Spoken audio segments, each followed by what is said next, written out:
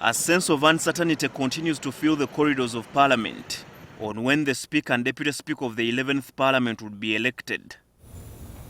This follows a letter from Prime Minister Dr. Ruhakana Rugunda to the Parliamentary Commission through Speaker Rebecca Kadaga, requesting for the postponement of the election for the next Speaker and Deputy Speaker beyond the slated date of 21st May. Dr. Rugunda cited the need for more time to caucus among political parties on who they should front for the two positions, and need opposition MPs are protesting. And right now they are caught at the crossroad. They are now acting under panic. They are now trying to run up and down, and they are now confused.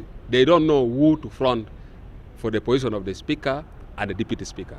So it's very bad to allow other opposition members of Parliament, other opposition parties, to enter into NRM confusion. And I believe political parties that are in a mess only have themselves to blame.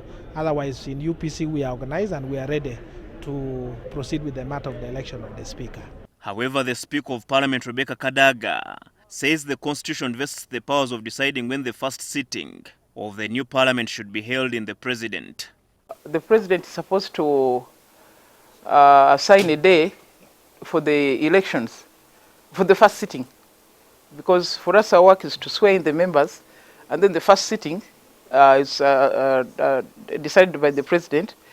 So we had written and proposed 21st, but he had not responded. So there's nothing, really not a big deal. In fact, it was not necessary to write that letter because it's not the work of the Electoral Parliamentary Commission. That's the work of the Speaker. And we have discussed and agreed how to move. Under Article 82, Clause 4 of the Constitution, and Clause 4, Subclause 3 of the Parliamentary Rules of Procedure, no business shall be transacted in Parliament other than the election of the office of the Speaker at any time the office of the Speaker is vacant. However, Article 94, Clause 1 of the Constitution empowers the President by proclamation to appoint a place and a date not beyond 7 days after the expiry of the term of Parliament, or of the extended period as the case may be, for the first sitting of the new Parliament. It is in this first sitting that the Speaker and Deputy is elected. The new MPs will be sworn in from 17th to 20th May. Meanwhile, Kadaga has defended the hiring of tents by Parliament since March last year at a cost of over 1 billion shillings as a preventive measure against COVID-19. So we should sit under a tree. Because we can move and sit there under those trees of KCCA. Do you want Parliament to sit or not to sit? We left the chamber because the Minister of Health told us to leave. But if you want us to close, we shall go and sit there in the trees. Now it is raining, we shall sit there with our papers. You're holding the papers, it is raining on you, but you're doing government work. The 5-year term of the 10th Parliament officially ends on Friday this week.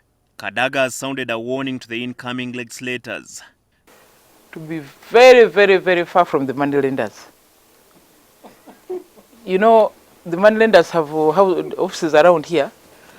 So they have been sending messages to members that I can get you 1 billion in 3 days.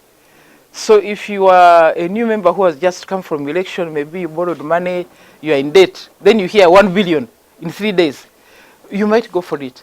But for me, that is really the biggest message. I don't want anyone to touch loans until August.